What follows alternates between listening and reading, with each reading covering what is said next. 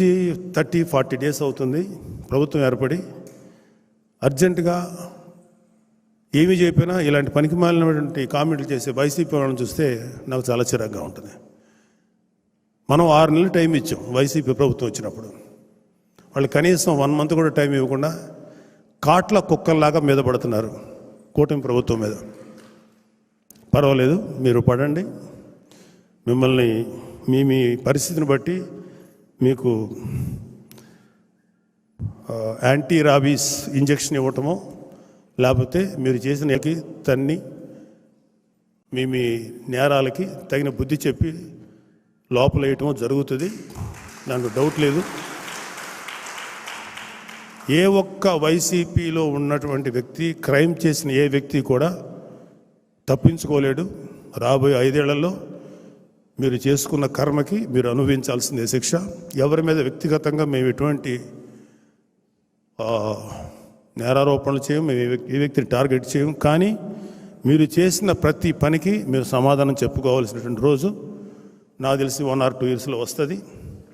అదే that depends upon వాళ్ళ gravity, వాళ్ళు చేసిన నేరాలు ఎట్లా ఉంటాయి వాటిని బట్టి.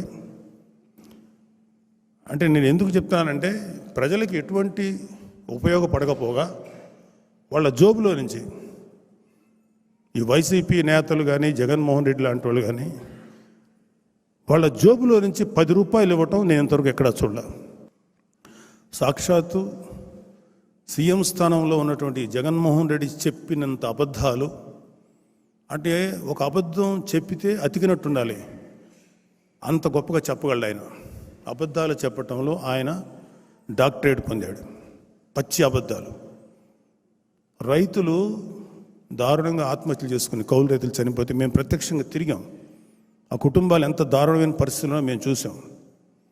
ఒక్క రైతు కూడా సూసైడ్ చేసి చచ్చిపోలేదని పవిత్రమైన అసెంబ్లీ సాక్షిగా మాట్లాడినటువంటి దుర్మార్గమైనటువంటి సీఎం జగన్మోహన్ రెడ్డి గారు.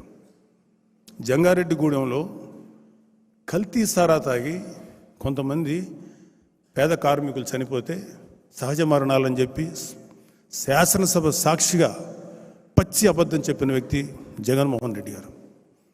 ఇప్పుడు ఎక్కడో లోకల్ తగాదాలు, వినుకొండలో ఎక్కడో చిన్న తగాదాలు ఉంటే దాన్ని తీసుకొని దేశం నాశనం అయిపోతుంది, రాష్ట్రం నాశనం అయిపోతుంది, రాష్ట్రపతి పాలన పెట్టాలి అని అవాకులు చవాకులు పేలుతున్న జగన్మోహన్ రెడ్డి గారికి దయచేసి తప్పులేదండి, మీరు తప్పులు చేశారు, ధైర్యంగా ఉండండి. ఇక నుంచి అయినా మంచి దారిలో నడవండి. రాబోయే 10 ఏళ్ల తర్వాత, 15 ఏళ్ల తర్వాత మళ్ళీ మీకు ఒక అవకాశం రావచ్చు. అట్లీస్ట్ మంచి అనిపించుకోండి. ఇంకా నీచమైనటువంటిగా దిగజారిపోయండి. జనాలు ఇంతకంటే సినిమాలో డైలాగ్, ఇంతకంటే దిగజారు అనుకున్న ప్రతిసారి ఇంకా దిగజారిపోతున్నాను, నా ఎక్స్పెక్టేషన్ చంపేస్తున్నాను అంటారు. అలా దిగజారిపోతూనే ఉంది వైసీపీ. మీరు కానీ మీ కార్యకర్తలు కానీ ఆలోచించుకోండి. మేము మాత్రం జనసేన ఇవాళ అధికారంలో ఉంది.